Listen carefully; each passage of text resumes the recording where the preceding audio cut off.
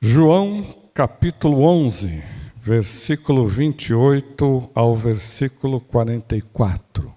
Abra a sua Bíblia e é nesse texto que vamos refletir, vamos conversar,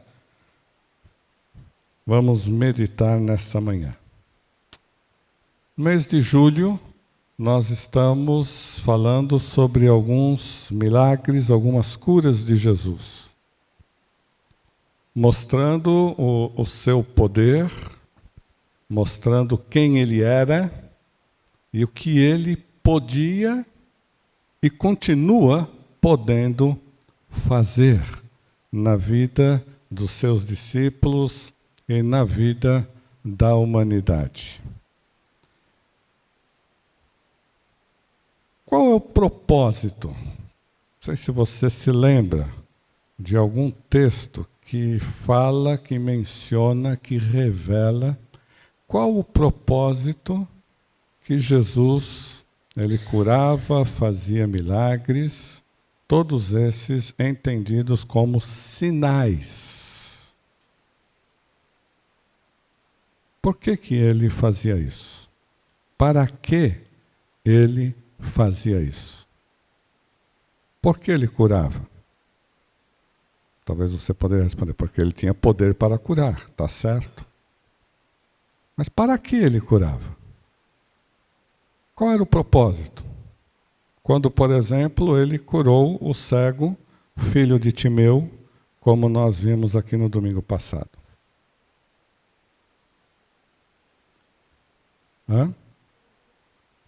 Para glorificá-lo, para a glória dele. Ok? Quem mais se lembra?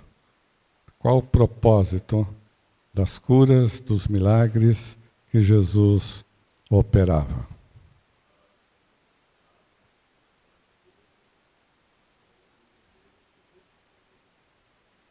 Ok? Para ficar registrados, para hoje nós podemos entender a grandeza de Deus. Ok? Quem mais? Para mostrar que ele era o Messias, né? O ungido, né? O enviado prometido lá no Antigo Testamento. Ok. O irmão ia falar esse mesmo. Ok. Você tomou a frente do irmão.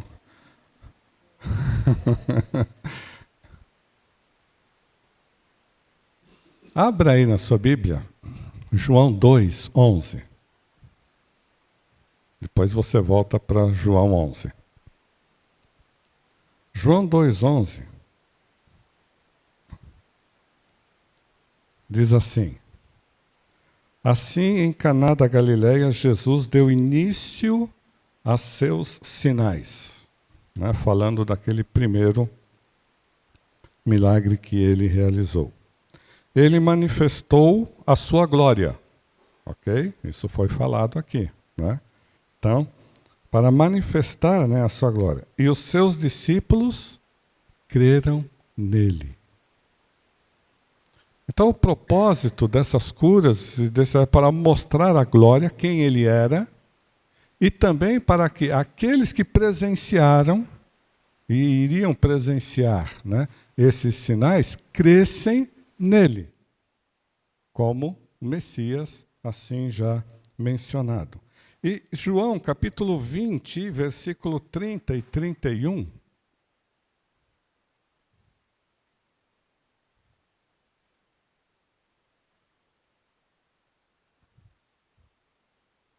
temos o seguinte: na verdade, Jesus fez diante dos seus discípulos muitos outros sinais que não estão escritos neste livro.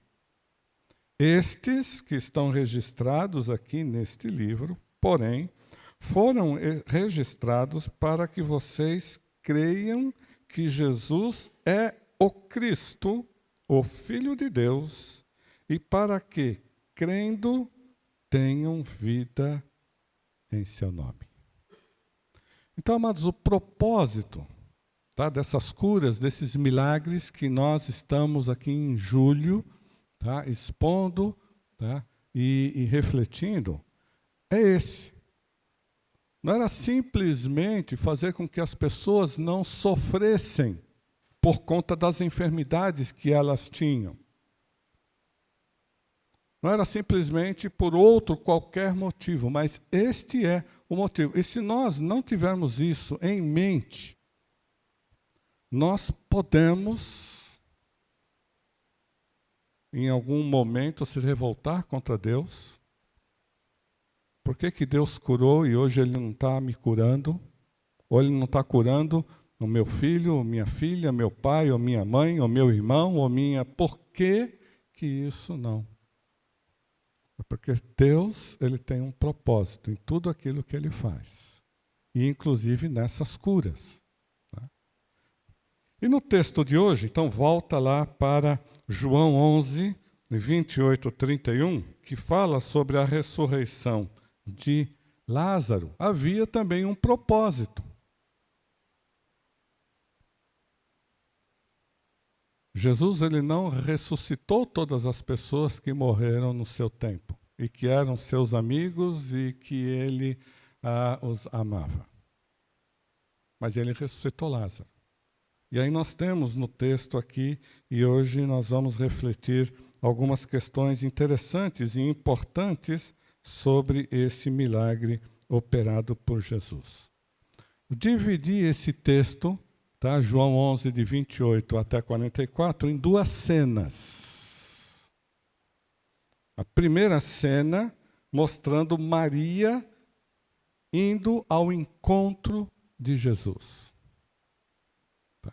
Então, procure trabalhar na sua imaginação, né? Tentando visualizar, ok, esta cena de Maria indo ao encontro de Jesus. Vamos ao texto, 28 até o 32. Tendo dito isto, retirou-se e chamou Maria, sua irmã, e lhe disse em particular: o mestre chegou e te chama. Ela, ouvindo isto, levantou-se depressa e foi ter com ele, pois Jesus ainda não tinha entrado na aldeia, mas permanecia onde Marta se avistara com ele. Os judeus que estavam com Maria em casa e a consolavam, vendo-a levantar-se depressa e sair, seguiram-na, supondo que ela ia ao túmulo para chorar. Quando Maria chegou ao lugar onde estava Jesus, ao vê-lo, lançou-se-lhes aos pés, dizendo: Senhor, se estiveras aqui, meu irmão não teria morrido. Bom, versículo 28 começa: tendo dito isto, retirou-se e chamou Maria, sua irmã. Bom, para nós entendermos melhor aqui essa cena, nós vamos precisar voltar um pouquinho. Voltar alguns dias atrás, tá, do que está registrado no versículo 28. Eu não gosto muito, porque às vezes eu até me confundo. Sabe aqueles filmes que começa com uma cena mostrando assim, aí depois, para você entender aquela cena, volta lá atrás, né? Então, vamos supor, uma cena que está acontecendo em 2024, tá? Aí, para a gente entender aquilo, volta lá para 1950. E aí, mostra lá um trechinho. Aí, volta para 2024. Aí, para você entender melhor, volta lá para 1960. E aí, depois... Rapaz, aquilo dá um... Meu tico e teco, ele às vezes fica meio... Eu falo, mas espera aí, nós estamos agora... Aqui é 2024, eu não vou fazer isso. Mas a gente vai precisar voltar aqui alguns dias atrás. Tá? E aí, voltar alguns dias atrás significa você olhar, correr aí na sua Bíblia até o versículo 1 de João 11. Lázaro, irmão de Maria e Marta, está muito doente. Tá? Vamos pensar aqui em uns 5 dias, 6 dias atrás, tá? Até um pouco antes, a gente não sabe quando que começou essa enfermidade, mas mais ou menos uns 5, 6 dias atrás, antes do versículo 28, Lázaro, ele está muito doente. E aí no versículo 3 nos informa que, sabendo que Jesus não estava muito longe dali, Maria e Marta mandaram um recado para Jesus. Qual foi o recado? Senhor, está enfermo aquele a quem amas. Veja que o recado foi muito bem dado. Porque quando você ama alguém, você vai fazer de tudo, né, para... Então, Maria, elas escreveram bem direitinho. Tá? E mandaram esse recado. Senhor, está enfermo aquele a quem amas. No versículo 5, nos informa que Jesus recebeu o recado. E ao receber esse recado, ele saiu correndo até a aldeia onde Maria e Marta estavam. O que ele fez? O que diz aí no versículo? Ele ainda ficou lá 2 dias. Ele recebeu e ficou ainda 2 dias aonde ele estava. No versículo 20, então um pouquinho mais para frente, Marta, quando soube que Jesus estava chegando, foi encontrar-se com ele. E aí do versículo 21 a 27, já chegando então, né, no dia do versículo 28, nós temos um diálogo muito interessante de Marta com Jesus. E para a gente pegar um pouquinho essa cena, né, o romance dessa cena, eu quero ler com vocês esses versos. Versículo 21, disse, pois, Marta a Jesus, Senhor, se estiveras aqui, não teria morrido meu irmão. Mas também sei que, mesmo agora, tudo quanto pedires a Deus, Deus te concederá. Declarou-lhe, né, Jesus, teu irmão há de ressurgir. Eu sei, replicou Marta, que ele há de ressurgir na ressurreição no último dia. Disse-lhe Jesus, eu sou a ressurreição e a vida. Quem crê em mim, ainda que morra, viverá. E todo o que vive e crê em mim, não morrerá eternamente. Você crê nisso? Sim, Senhor, respondeu ela. Eu tenho crido que tu és o Cristo, o Filho de Deus que devia vir ao mundo. Então, tendo dito isso, é esse diálogo que Marta teve com Jesus. E bem no versículo 27, ela faz uma declaração que reconhece, que crê que Jesus é o Cristo, o Filho de Deus, aquele que havia sido prometido no Antigo Testamento. Jesus, ele tinha um certo relacionamento com essa família, com Marta, com Maria e com Lázaro. As várias vezes em que ele subiu até Jerusalém, é quase certo que, em muitas delas, ele ficava na casa de Maria, Marta e Lázaro. Então, ao subir para Jerusalém, Betânia fica bem pertinho de Jerusalém, fica a 3 quilômetros, né, de Jerusalém. Então, Jesus ele ficava ali. Ou tomava um cafezinho, não sei se cafezinho, né, mas ele ceava ali, né, e às vezes até dormia ali. Então, o relacionamento deles era bem íntimo. Então, por isso que, ao mandar o recado, diz, aquele a quem tu amas está muito enfermo. Então, nós temos aqui uma família amada por Jesus. E aí, Jesus chega, Marta vai, tem esse diálogo com ele. E aí, no versículo 28, ela volta e diz para Maria, olha, o mestre te chama. Mas como foi que Marta disse para Maria, o mestre te chama? ela já chegou assim, chegou chegando, ela vai bem ao pé do ouvido, né? O que significa essa expressão no pé do ouvido? Em particular, né? Aqueles que assistem futebol, né, às vezes vê alguns jogadores, né, chegando bem no pé do ouvido do outro, né, põe a mão assim ainda né, e aí fala alguma coisa, né, que é só para aquele jogador, ninguém mais, né, lê lábios e nada disso tal. Mas por que Marta fez isso? Porque ela já não chegou e anunciando, olha Jesus, e não, vai só bem lá pertinho de Maria e fala no pé do ouvido de Maria em particular para ela. Por que ela fez isso?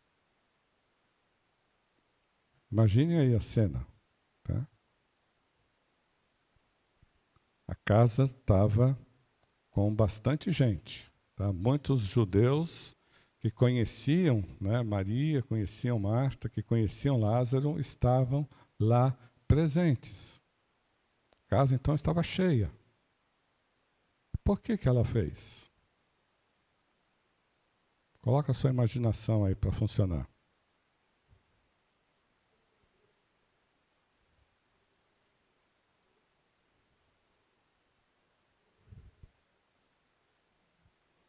Ok, tá? Principalmente por conta disso, né? Porque haviam vários judeus que queriam prender Jesus, tá? E aí Marta, sabendo disso, ela não quis, né, chamar a atenção, principalmente destes, tá, que queriam, né, prender Jesus, e por isso que ela vai e fala em particular. Nós vemos no versículo 8 aí de João 11, tá, que há pouco Jesus escapara de ser apedrejado. Tá, os judeus, né, um pouquinho antes, aí, alguns dias antes, tentaram, tá, matar Jesus e não conseguiram. E é por isso que, então, Marta vai e fala bem pertinho de Maria, mas não teve jeito, né? Quando o pessoal viu Maria levantar rapidinho e sair, eles foram atrás, né? Foram atrás de Maria. E aí no versículo 32, quando Maria chegou ao lugar onde estava Jesus, ao vê-lo, lançou-se-lhe aos pés, dizendo, Senhor, se estiveras aqui, meu irmão não teria morrido. É interessante, né? Porque ela repete ipsis literis o que Marta havia dito para Jesus. As mesmas palavras. E mesmo quando nós vamos lá no original, são as mesmas palavras. Agora quero fazer uma provocação aqui. Eu não ia fazer, mas eu vou fazer. Sabemos o que Maria disse, certo? Senhor, se estiveras aqui, meu irmão não teria morrido. Como é que ela disse isso?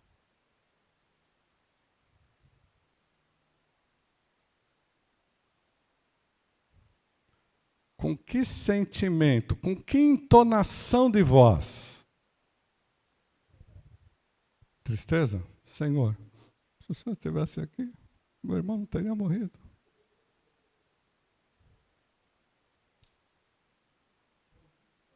Convicção, Senhor, eu sei que se o Senhor estivesse aqui, o meu irmão não teria morrido. Ou um quê de mágoa, pô, Senhor, você demorou, né? Perdeu o timing.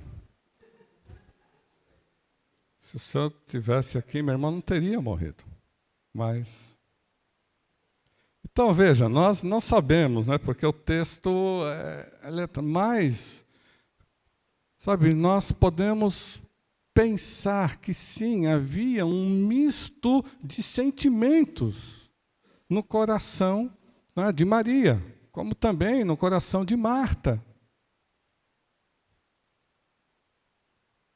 dá a impressão que parece que Jesus ele realmente perdeu o timing. Chegou atrasado. Mas nós temos uma lição preciosíssima aqui, não é? Porque Jesus mesmo, ele revela aos seus discípulos lá, alguns dias atrás, quando ele recebe, né, a notícia, tudo, e aí ele, por ser onisciente, né, soube exatamente o momento em que Lázaro morreu, ele falou assim, agora nós vamos para Jerusalém. E eu me alegro de não ter estado lá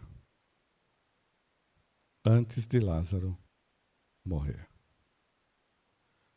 Gente, só para você pensar um pouquinho, às vezes Jesus faz coisas, Deus faz coisas que nós não entendemos. Que nós chegamos até a questionar, a criticar, a ficar com um sentimento realmente, né, dividido entre nós sabemos quem Ele é, mas e por que que nesse relacionamento pessoal algumas coisas são tão, aos nossos olhos, né, difíceis, estranhas. Mais tarde vamos falar um pouquinho mais sobre isso. Agora é interessante, né, que essa expressão, Senhor, se estiveras aqui, meu irmão não teria morrido. Eu fico imaginando, tá? Nós estamos numa cena aqui, né? Uma cena, vamos dizer, no velório de Lázaro. Esse pessoal todo ali conversando, sabe que no velório, né, tem conversa de tudo quanto é tipo, né? E com certeza surgiu naquela, né? Aí, eles falam que Jesus amava tanto. Aí, cadê Jesus? Cadê? Jesus diz que ama as pessoas, mas não é bem assim, não. Sabe aquelas conversas, né? Que às vezes nós estamos num velório, às vezes a gente tem que ouvir, a gente tem que engolir assim para não falar nada, porque o ambiente já é. Tá?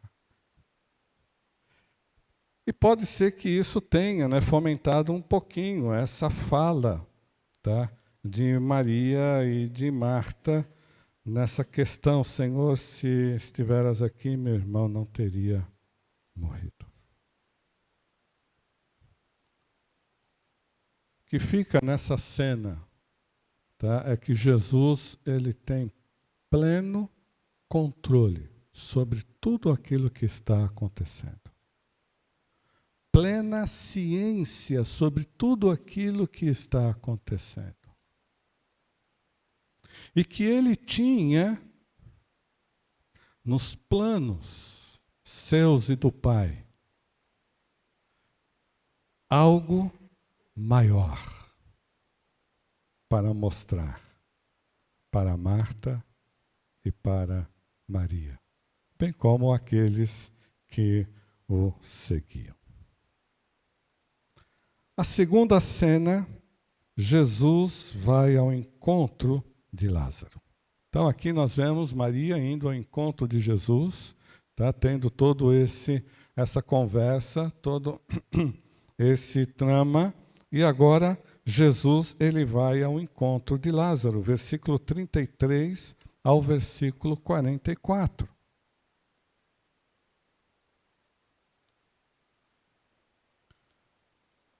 Jesus, vendo Maria chorar, e bem assim os judeus que a acompanhavam, agitou-se no espírito e comoveu-se. E perguntou, onde o sepultaste? Eles lhe responderam, Senhor, vem e vê. Jesus chorou. Então disseram os judeus, vede quanto o amava. Mas alguns objetaram. Não podia ele, que abriu os olhos ao cego, fazer que este não morresse? Jesus, agitando-se novamente em si mesmo, encaminhou-se para o túmulo. Era este uma gruta e cuja entrada tinham posto uma pedra. Então ordenou Jesus: tirai a pedra. Disse-lhe Marta, irmã do morto: Senhor, já cheira mal, porque já é de 4 dias. Respondeu-lhe Jesus: não te disse eu que, se creres, verás a glória de Deus? Tiraram então a pedra. E Jesus, levantando os olhos para o céu, disse: Pai, graças te dou, porque me ouviste. Aliás, eu sabia que sempre me ouves, mas assim falei por causa da multidão presente, para que creiam que tu me enviaste. E tendo dito isto, clamou em alta voz: Lázaro, vem para fora. Saiu aquele que estivera morto, tendo os pés e as mãos ligados com ataduras e o rosto envolto num lenço. Então lhes ordenou Jesus: desatai-o e deixai-o ir. Jesus chorou. É um dos momentos em que vemos Jesus chorando. Um pouquinho mais adiante, Jesus ele chora diante de Jerusalém. Um pouquinho depois, Jesus no Getsêmani também, né, seu suor, lágrimas, tudo se converte em sangue, um sofrimento pelo qual ele estava prestes a sofrer. Mostra aqui a humanidade de Jesus. Jesus, ele é Deus, mas ele também é homem. Ele experimentou tudo aquilo que nós podemos experimentar, com uma única diferença: sem pecado. Então, quando nós sofremos, e veja aí que, né, Jesus viu Maria, Jesus viu aqueles judeus chorando, sofrendo a dor, a perda de um querido. Jesus ele se comoveu e ele sentiu essa dor. Jesus ele sente, né, a dor que nós sentimos nos momentos de aflição e de tribulação. Agora, há uma expressão aí, agitou-se no espírito, no versículo 33, que é uma expressão que reflete um pouquinho de indignação. Jesus ficou indignado. Por que Jesus ficou indignado diante desta cena ou neste cenário?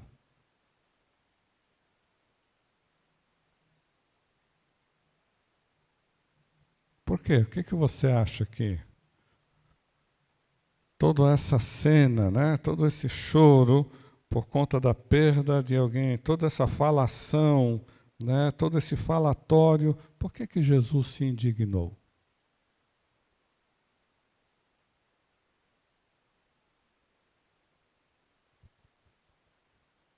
É interessante que a expressão assim no original é que ele bufou, né, assim, vem de uma origem, né, que fala... Por que Jesus fez isso? Por causa do quê?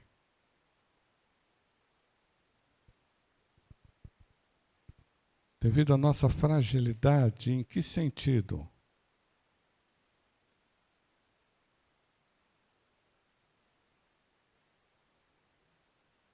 Ok, né? Veja bem, amados, nós não fomos criados para morrer. Nós fomos criados para viver. Mas o pecado é que gera a morte. E diante disso, Jesus, diante de alguém que ele amava, ele ficou... Não é assim que às vezes também nós ficamos? quando alguém que nós amamos, né, parte, morre, ou então está sofrendo. Tá? É porque não era para ser assim.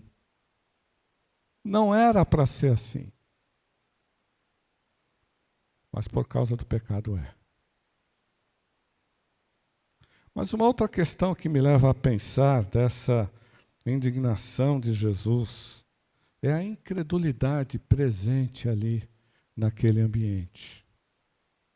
Tinha alguns que criam, como Marta fez aquela declaração, como Maria também cria em Jesus como Messias. Alguns, talvez alguns daqueles judeus também criam, mas havia uma boa parte que não cria, que não acreditava.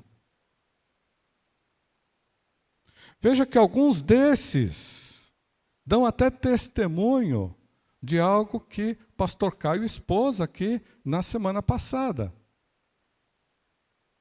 Porque esse milagre está temporalmente, né, cronologicamente, próximo daquele que aconteceu no domingo passado. A cura do cego, filho de Timeu. Ele estava em Jericó, subindo para Jerusalém, né? Então, Jericó fica mais ou menos uns 30 quilômetros, 30 e poucos quilômetros de Jerusalém. E Jesus está nessa subida. Então, em algum lugar é que ele se encontrava quando Marta e Maria ficaram sabendo que ele estava vindo para Jerusalém. Eles ouviram que Jesus curou e que Jesus curava, e mesmo assim continuavam incrédulos, tramando contra a sua própria vida. É por isso que Jesus aqui, ele tem esse misto de sentimento. Ele se comove com a dor daquele a quem ele ama, ou daquelas a quem ele ama e daqueles a quem ele ama, mas também esse misto de indignação por conta disso que eu acabei de mencionar. Versículo 39. Então ordenou Jesus: tirai a pedra. E aí disse Marta que já fazia 4 dias que Lázaro estava ali. Amados, é interessante, esse 4 dias aqui, ele tem uma importância muito grande dentro do contexto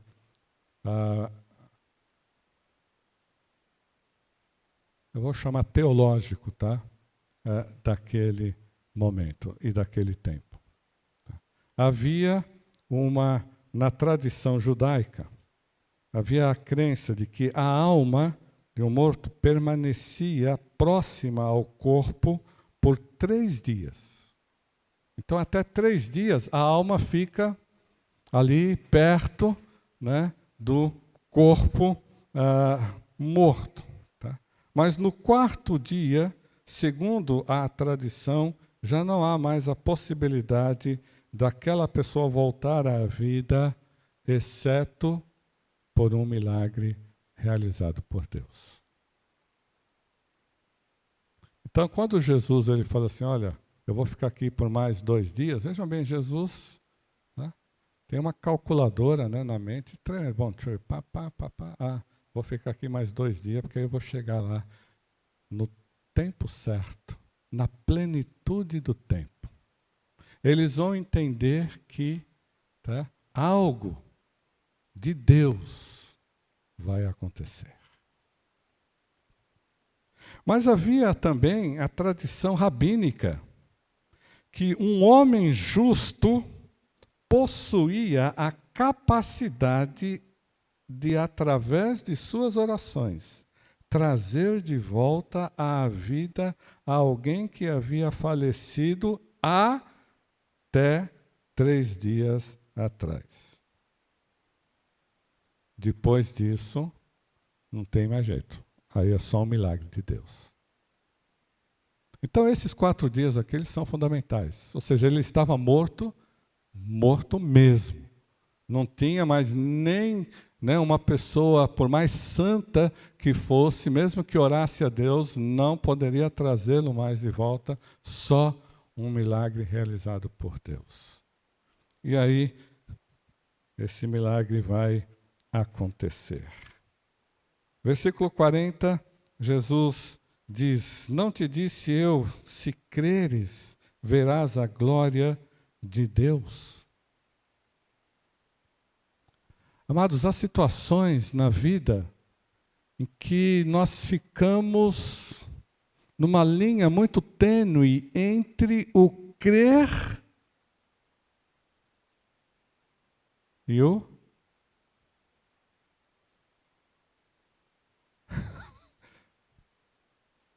é uma linha muito tênue, sabe, entre o crer e o duvidar, ou não acreditar, ter uma dose, né, de incredulidade.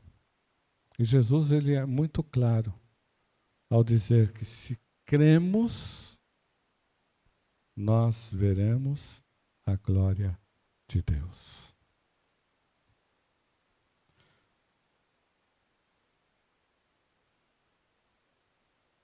E aí Jesus, então, ele chama Lázaro, vem para fora. É interessante que, lendo alguns comentários, alguns deles dizem assim, olha, é muito importante que Jesus disse, Lázaro, vem para fora. Porque se Jesus dissesse simplesmente, vem para fora, todos os mortos, não só daquela gruta, mas de toda aquela redondeza, iam sair no túmulo e ia vir para fora. Não sei se isso é real, né? Mas dá para a gente dar umas risadas, né? Mas eu não duvido do poder de Jesus. E que cada um ia, né? O morto está lá, ouve, opa, é para mim, mesmo não sendo, opa, eu vou pegar, né, uma carona nessa daqui. Hã?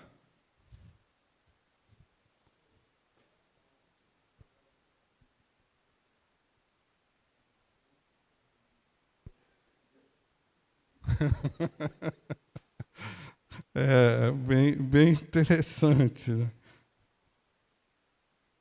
E a voz de Jesus, a ordem de Jesus, Lázaro saiu para fora. E aí Jesus dá uma outra ordem, desatai-o e deixe-o ir. Assim, Jesus realiza seu último milagre, segundo a maioria dos comentaristas. Eu ainda tenho um adendo aqui, porque lá no Getsemane, né, quando Pedro lá, cortou a orelha, né, do oficial, lá do soldado de Roma, Jesus foi e, né, colocou a orelha no lugar sem problema nenhum. Mas esse milagre, ele se tornou, de uma certa forma, um milagre icônico, porque fala da vitória de Jesus sobre o último inimigo que temos, que segundo o apóstolo Paulo é a morte. 1 Coríntios capítulo 15. Então, Jesus, ele realizou vários milagres. Ele deu vista aos cegos, tá? Mostrando que ele é a luz do mundo. Ele fez, né, pessoas, né, voltar a andar normalmente. Ele fez, cada um com um propósito, mostrando, né, algo relacionado à sua divindade e aos seus propósitos. Mas aqui, tá, Jesus, ele prova que de fato é a ressurreição e a vida e que ele pode trazer da morte qualquer pessoa, como ele fez com Lázaro, mostrando que de fato ele, o que ele promete, ele pode fazer. Eu quero, amados, concluir com os queridos aqui com algumas considerações. E o que nós podemos aprender com esta ressurreição de Lázaro? Eu achei interessante, né, uma das pregações que Hernandes ele faz de João 11, ele deu o título de A Pedagogia da Ressurreição de Lázaro. Pedagogia, sim, o que nós podemos, né, aprender? Primeira lição que nós podemos aprender é que Deus, ele nunca perde o timing. Jesus nunca e Deus nunca chega atrasado. E quando no nosso Cronos, o nosso Cronos não bate com o Kairos de Deus, a nossa fé deve falar mais alto do que o nosso sentimento, do que as nossas concepções. Quer dizer, eu sei que Deus, no tempo certo, no tempo perfeito, Ele vai agir. E é isso que nós vemos na ressurreição de Lázaro. Deus, Ele sempre age na plenitude do tempo. Talvez você está passando por alguma situação e que está já pensando que, poxa, mas por que essa demora de Deus responder à minha oração? Será que Deus não está vendo o que eu estou passando? Por que Ele está demorando tanto? Mas tenha certeza de uma coisa. Ele está ouvindo a sua oração. Ele está ciente da sua situação. E no tempo certo, Ele vai trazer a resposta, Ele vai agir. Essa é a primeira lição que nós aprendemos aqui com a ressurreição de Lázaro. A segunda lição que nós podemos aprender na ressurreição de Lázaro é que Deus sempre tem o melhor para nós.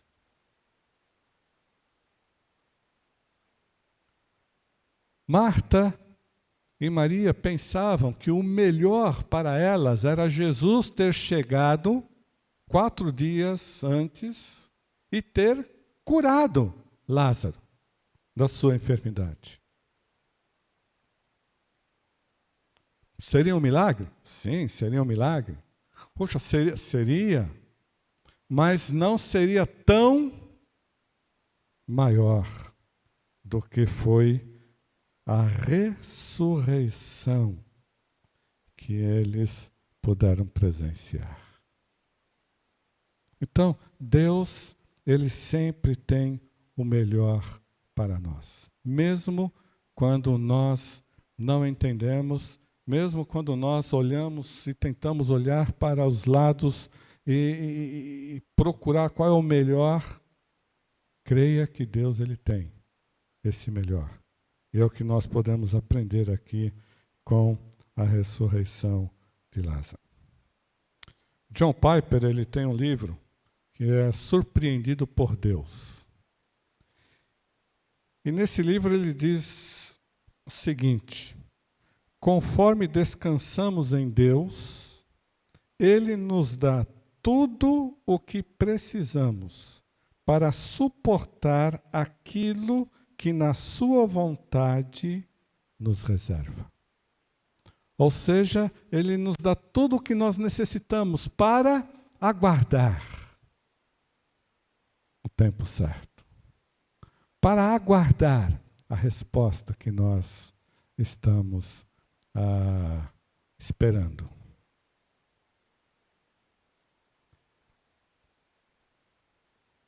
E conforme Paulo escreve, a vontade de Deus, ela é o quê? Então nós precisamos crer nisso. Nos momentos, em todos os momentos, né? Mas nos momentos em que nós passamos por aflições ou por tribulações, nós precisamos crer nisso. Que se ainda não aconteceu ou não, é porque Deus tem algo melhor para nós. Não é o tempo dele para que as coisas aconteçam. Maria e Marta foram surpreendidas por Deus. Em vez de uma simples cura, elas presenciaram o milagre da ressurreição. Agora, uma terceira lição que nós aprendemos também com esse milagre. Ser amado por Deus não nos impede de passar por sofrimentos, aflições, tribulações e mesmo a morte física. O texto deixa muito claro que Jesus amava Maria, Jesus amava Marta, Jesus amava Lázaro. Mas mesmo assim, eles passaram por esse momento de aflição, por esse momento de sofrimento, por esse momento de tribulação. Lázaro, inclusive, experimenta a própria morte física. E não é porque Jesus não o amava. Há muita gente que duvida do amor de Deus, porque coisas ruins acontecem.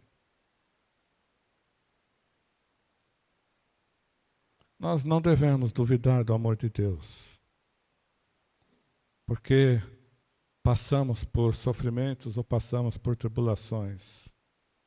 Passamos por situações que nós não gostaríamos de passar.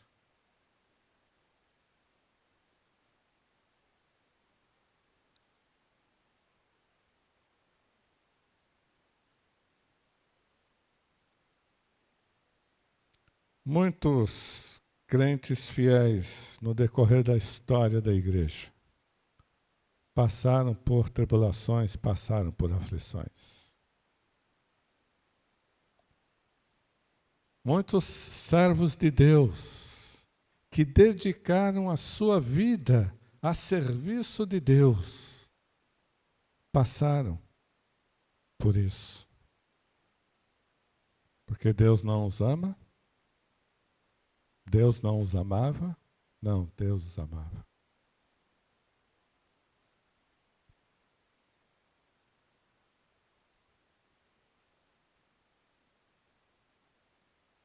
Dois desses servos de Deus, um eu conheci e o outro eu conheço.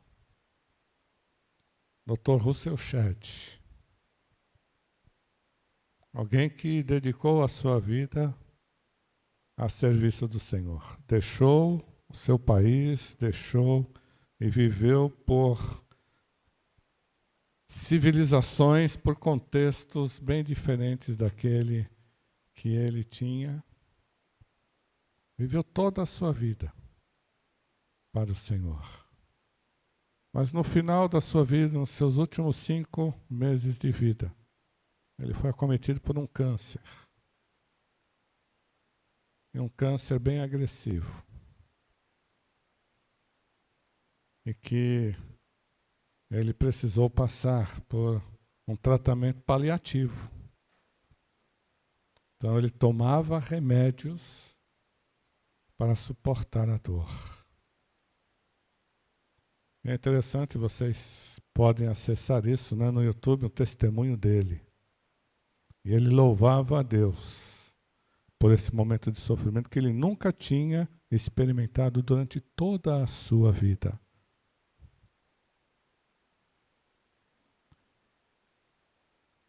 É algo que eu nunca tinha pensado, mas ele falou: eu estou experimentando um desmame desse mundo. Esse sofrimento Deus me deu para que eu fosse me desmamando desse mundo. Deixando as coisas para trás. E agora olhando firmemente para um novo momento, uma nova história, uma nova vida que Deus tem reservado para mim. E em 2016 ele faleceu. Um outro servo de Deus que também tem dedicado a sua vida, Luiz Saião, talvez vários dos irmãos conhecem. E ele, desde 2022, falou que ele sofre dores 24 horas por dia. desde 2022. Ele não sabe mais o que é viver um dia sem dor. Também, no seu testemunho, ele diz que louva a Deus por isso. Porque essa enfermidade fez ele equilibrar melhor razão e emoção. Falava que antes ele fazia tudo pela razão. Um grande estudioso da palavra de Deus, ele falava que quando alguém falava para ele pregar, falava, não, me dá o texto. Ele conhecia hebraico, conhecia grego, conhecia... E ele facilmente ele pregava um sermão que edificava a muitos. Mas ele dizia, olha, naquele tempo, eu pregava racionalmente. Eu não conseguia entender que a minha mensagem, ela atingia o coração das pessoas. E que as pessoas precisavam ouvir a voz de Deus, nisso ou naquilo. E que quando eu ouvia que alguém estava passando por alguma dificuldade, eu falei, pô, tá bom, eu vou orar. Mas era uma coisa muito racional. Ele diz que a partir disso, palavras dele, né? Eu me tornei mais humano. Porque hoje, quando alguém fala que alguém está sofrendo, eu sei o que aquela pessoa está passando. Servos de Deus, que têm dedicado a vida, que tenho certeza que Deus ama, mas passam por tribulações, por aflições e por sofrimentos. Então, se você está passando por algum momento disso, não duvide do amor de Deus. Deus continua te amando. Mas Ele tem algo reservado para você, mesmo em esses momentos de dor. Uma quarta lição, e isso vem da expressão da humanidade de Jesus. Às vezes nós falamos assim, foi a vontade de Deus. Essa é a vontade de Deus. Gente, nem tudo é vontade de Deus. Muitas coisas são permissões. E a quarta lição que nós aprendemos é que a morte nunca foi a vontade de Deus para o homem, mas ela é consequência do seu pecado. E quando eu falo seu pecado, é o pecado da humanidade, né? Do homem, humanidade. Então tem coisas que podem estar acontecendo na sua vida que não é a vontade de Deus, mas é por conta de algum pecado. Ou pecado pessoal, ou pecado, tá, da humanidade, por você fazer parte da humanidade.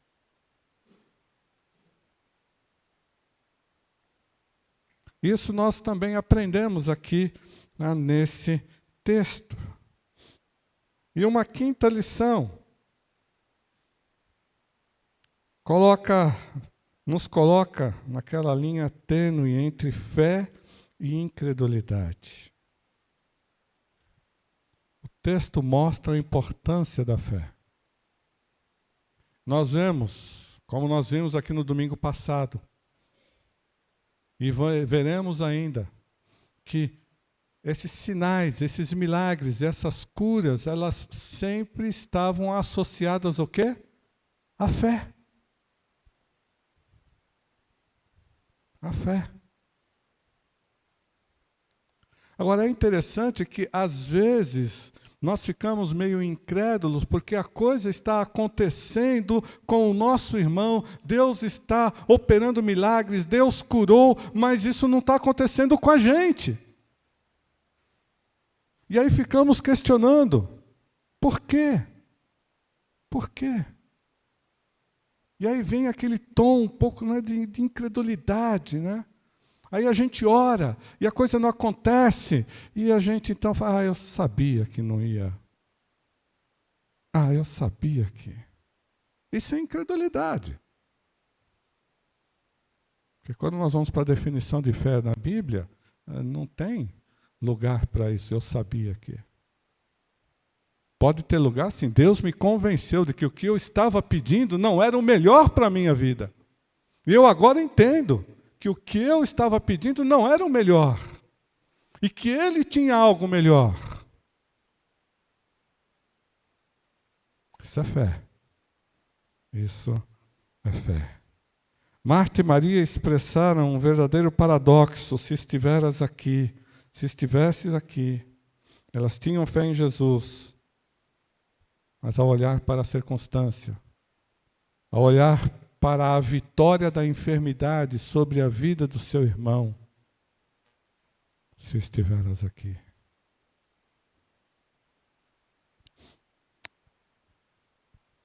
E aí uma pequena provocação. Será que muitas vezes nós não nos agimos ou não agimos como elas? Cremos, mas ao mesmo tempo,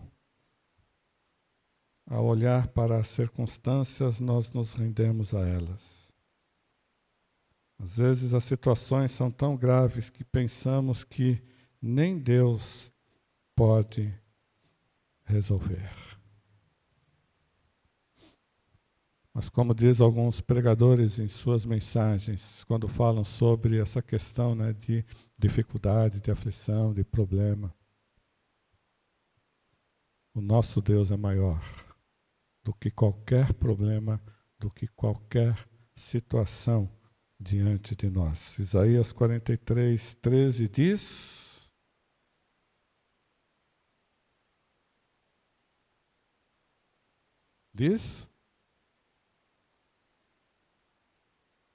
agindo eu, quem impedirá?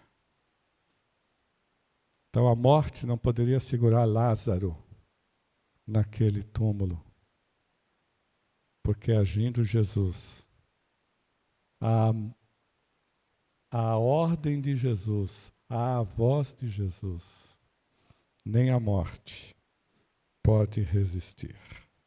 Não há nada impossível quando cremos verdadeiramente no poder de Deus.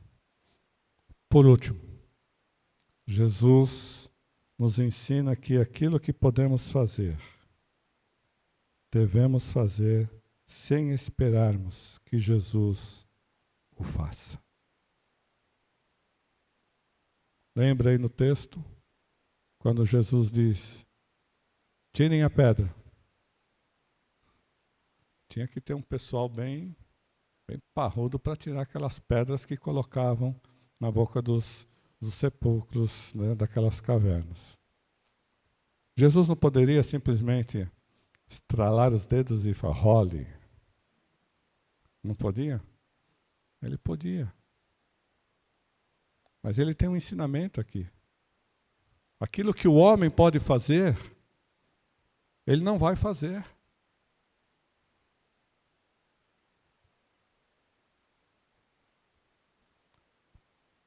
Vemos isso também quando ele dá a ordem, né? Vão lá, né? E desatai Lázaro.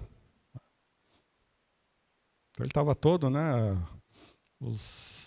Tinha muitos israelitas que continuavam ainda, né? Com aquele, não com o embalsamento, né? Mas com uma tradição que vinha lá do Egito, né? De enrolar os corpos, né? Em panos, tudo. Tá?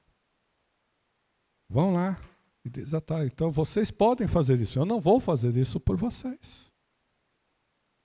Então, amados, essa é uma lição muito importante que nós aprendemos aqui.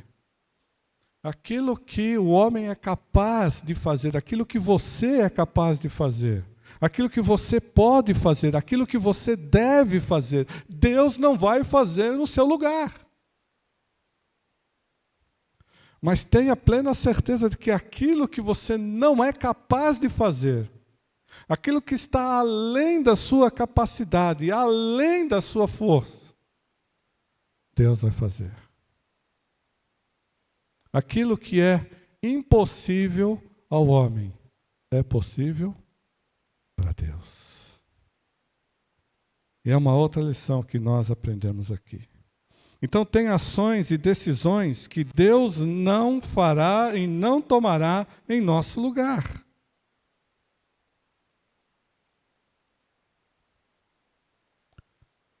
Tem coisas que nós precisamos tomar uma postura e agir. Não ficar sentado, Deus, olha, o senhor está vendo, Deus. Não, partir para uma ação, sempre pedindo a orientação de Deus nessas investidas e nessas decisões. Vamos fechar os nossos olhos à luz daquilo que nós vimos hoje. Eu não sei se tem algo na sua vida que você está passando e que você reconhece que é impossível por você mesmo a coisa acontecer. Converse com Deus. Creia que Ele pode todas as coisas e que Ele te ama e que Ele já tem preparado dentro do seu plano e do seu propósito a solução, a direção para a sua vida. Pai amado, nós te agradecemos pela tua palavra, te agradecemos pelo teu amor, pelo teu cuidado. Sabemos que o Senhor nos ama, que o Senhor nos conhece profundamente. O Senhor conhece profundamente as nossas aflições, as nossas tribulações, as nossas dores, os nossos sofrimentos. Reconhecemos, ó Pai, que o Senhor tem proporcionado a nós tudo o que necessitamos para suportar, ou para aguardar, ou para esperar, ou mesmo até para rever algumas coisas nas nossas vidas.